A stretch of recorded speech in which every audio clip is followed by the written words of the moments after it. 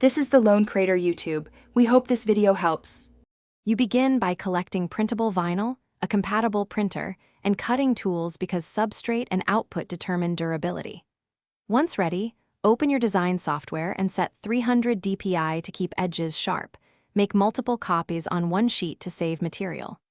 Print a test page to check colors and alignment, and while it prints, prepare a flat, clean workspace so you can trim precisely. Make sure to set printer paper type to photo or glossy for best ink adherence and weight until ink dries. Once the ink is dry, you protect stickers by laminating.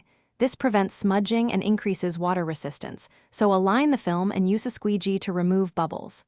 Next, decide kiss cut versus full cut. Kiss cut keeps backing intact, full cut separates each sticker.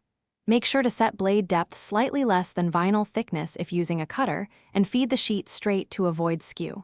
After cutting, peel a test sticker to confirm cuts are clean and adjust settings if you see tearing or incomplete cuts. You finish by trimming stray edges and pressing each sticker flat to ensure adhesion. A bone folder or roller helps prevent curling.